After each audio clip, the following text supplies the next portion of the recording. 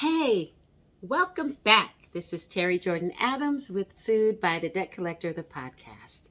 And as you can see, I am not in my typical environment. I'm actually in Atlanta at a podcast workshop. So this is an Airbnb.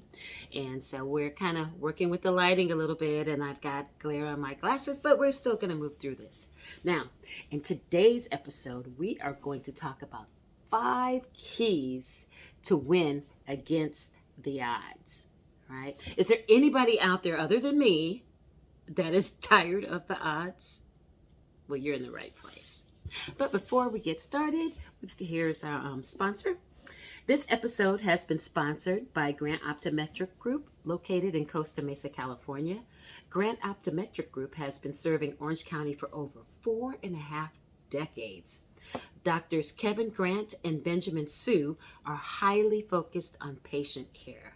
They strive to educate each patient on their individual circumstances while making their patients' concerns part of the process. Their state-of-the-art technology supports their mission to provide each patient with optimal eye health. They offer diabetic screening and pediatric care. And if you're in for a LASIK consultation, give them a call. Grant Optometric is located at 3140 Bear Street, Costa Mesa, by South Coast Plaza. For more information, visit their website at www.drgrant.net.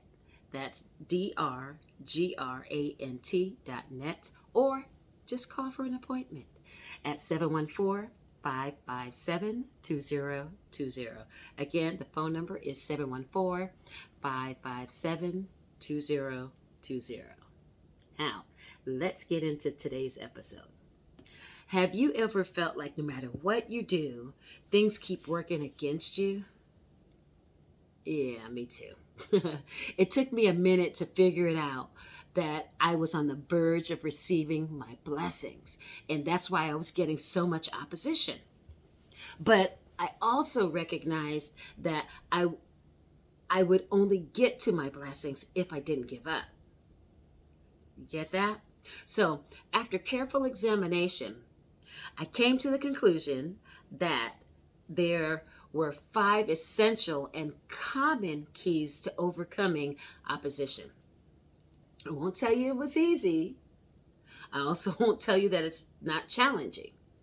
It obviously is. But the odds are designed to make you quit. The odds are to encourage you to give up. That's the whole purpose of the odds. So, one of the major odds that I am battling with to this day is the change in the quality of life since my traumatic brain injury. And what this means is that as a result of the brain injury, now I am at risk of developing Alzheimer's, Parkinson's disease, and dementia. So that's some pretty big odds, right? Yeah, I know. Well, to add insult to injury or pour salt in the wound, rehabbing my brain and other medical treatments, it will extend or increase the longevity or the likelihood of me getting those diseases. But the cost is so expensive. It's like $589,000, not even to mention any of the retesting. So, why did I tell you all of this? I'm glad you asked. I just want to demonstrate that to you that I am unwilling to allow the odds to make me give up. I'm not going to quit. And you shouldn't either. That just means that we have to do what it takes to overcome the odds. That doesn't count us out. It just means that there is a challenge or an obstacle trying to keep us from our blessings, right? Doesn't mean we've lost. It just means we've got a few hurdles to get over. So, starting with the first key, which is making a decision to invest in yourself. That's a really important one. You have to decide what you want your outcome to be, whatever your circumstances that you're interested in, and the goal that you want to achieve, the end result, you have to make a decision first. Where do you want to be? What do you want to do? Where do you want to go? Okay.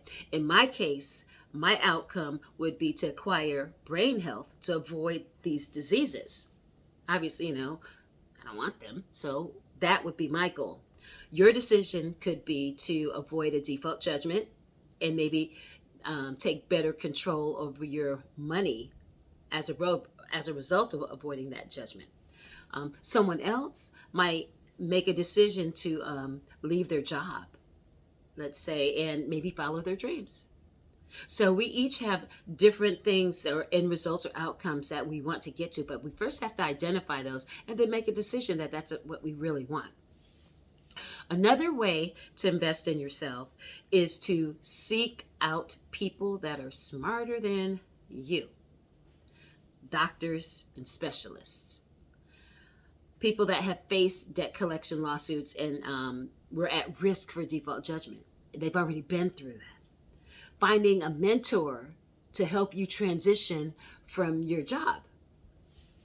These are all ways that you can invest in yourself. Okay? Second key is shutting out the haters. The reason why this is so important is because haters create doubt. Doubt creates unbelief. If you have committed yourself to your desired outcome, that means you made a decision to invest in yourself. Haters casting doubt will convince you to abandon your belief or your dream or your will. They will have you to believe that is not possible. But we know that's not true, right? So who are the haters? Haters are anyone that acts contrary to your goal or your dream or your desired outcome, like investing in yourself. Anybody that's contrary to that, they're going to work against what you're trying to accomplish. Okay? Who could that be? It could be your parents, your boss. It could be people that don't understand the power of having mentors. Mentors are so important because they can accelerate your growth. They can accelerate your results or help you to do that. Okay? And let's not forget about the debt collector. They have an ulterior motive from the beginning. So they want you to believe that which lines up with their agenda. Okay, so let me say it again. They have an ulterior motive, right? From the beginning. And they want you to believe that which lines up with what their agenda is. So they will cast doubt on you all day long because they're trying to break down your mentality. They're trying to create, doubt. So a good example of this is when the debt buyer says, "Oh, we bought your debt. We're the sole owners and now you owe us." Well, first and foremost, all of that is self-proclaiming language from them. Okay? They are trying to get you to abandon your belief in your desired outcome and believe what they are telling you. They're trying to manipulate you. Okay? So keep that in your pocket. We'll get back to that. So third key, create a support system for yourself. A support system is not necessarily just composed of people. A support system could be anything or anyone that is working together to bear the weight or hold up your vision or your goal. Okay? It could be people, non-haters. We're not talking about those people. Like mentors or bankers, maybe a banker.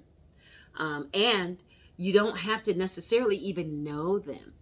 You may be following someone on social media and or some other platform that brings value in life to your situation. So you might not even know them, but they can be your virtual mentor. Tools and resources that help to keep you intact emotionally. That's important. Like affirmations, meditation apps, prayer, therapy, or just somebody that you can confide in.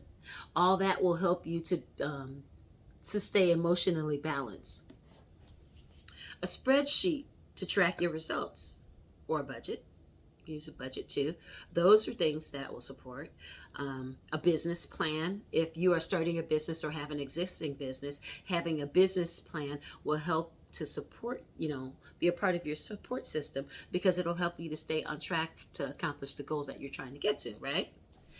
And medications, like for diabetics, that's part of their support system.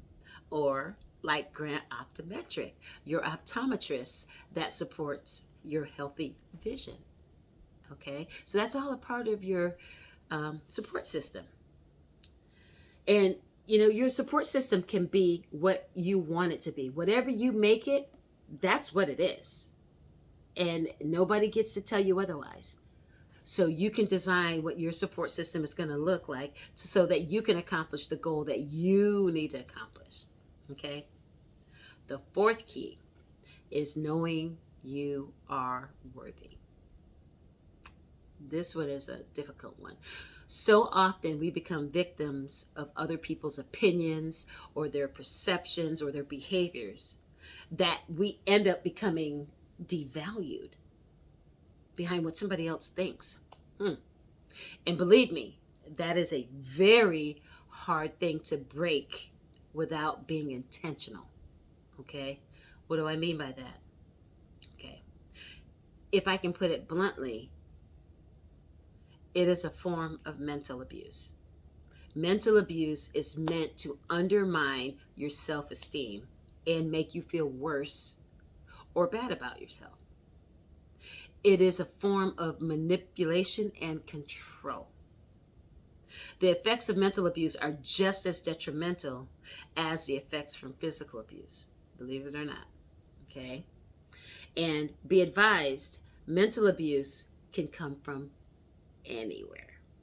It comes from your boss. It can come from your boss, your spouse, your children, your friends and peers. It can come from anywhere. It is a form of manipulative control. And let's not forget our friends, the debt collectors. They are notorious for inflicting mental abuse. Their tactics and behaviors include intimidation, harassing phone calls, filing frivolous lawsuits, fraudulent claims and tendencies, violations of debt collection laws, their self-proclaiming statements. Should I go on? Who wouldn't have self-esteem issues dealing with debt collectors? Who wouldn't? So, how do you become intentional about breaking the behavior and restoring your self-esteem? How do you become intentional about that? You have to build yourself back up daily. Because when people deposit their opinions and their yuck into you and it takes root, it takes a while to shed that and get rid of that. So you have to build yourself back up daily. You have to shed the lies and negativity that others have put on you. You have to believe that you are the good person that you say you are.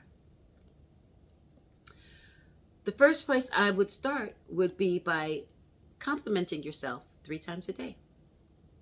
That's a good start. 3 times a day. Start speaking I am affirmations. I am great. I am worthy. I am lovely. I am victorious. I am. Whatever you need to be, speak that. I am. And then consider the source and their intentions behind their opinions. If someone says to you, you will never amount to anything, believe they mean you harm and not good. Do not internalize their opinion. There's nothing that they said to you that was intended for your good. So don't buy into that. I created a couple of word searches. They're actually not crossword puzzles, they're word searches. I did a couple of word search exercises, and I know one is called emotional transparency, and then the follow-up one, I forgot what I called it. But what I'll do is I'll put it in the description so that you can access it. You can download it and you can do it there. They're just a fun exercise, but it will kind of help you to kind of come to terms with some things. And if you are on audio, if you just go to the YouTube channel and visit this particular episode, you can go into the description box underneath the video, and you can access it there as well. So here we go. Now that you have invested in yourself, you've shut out the haters, you've created a support system, and you're finding your self-worth. Now it's time to put it all in motion. And finally, the fifth key is to 10x your effort. In order to create results quickly, you have to take massive action to build momentum. Okay, so whatever your goal, your desired outcome is, and let's say you start with, having a small action or small plan, go all in your efforts toward that goal. And think about, okay, well, I'm just going to use some simple comparison. I'm going to send out, 20 postcards today. 10x that and send out 200. You see what I'm saying? So all I'm saying is 10x your effort. Be passionate and confident about you, knowing that you're worthy. And then the more you put in, the more you get back out. So it's important that this is why you want to create this momentum. And then write down your goals and intentions. Write them down. Okay? So I like to give people a 30-day challenge, and I've done this many times, and trust me, it does work. Here are the rules. 1, take the next 30 days and do something toward your goal every single day. That's rule number 1. I'll say it again. Take the next 30 days and do something towards your goal every single day.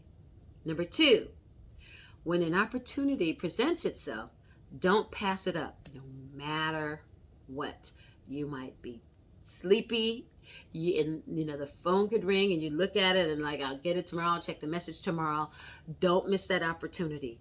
Pick up the phone, because it's probably going to be something that's lining up with your goal, especially if it's something that's going to line up with your goal or your desired outcome. Don't put it off. Take care of it right away. Track your progress every day.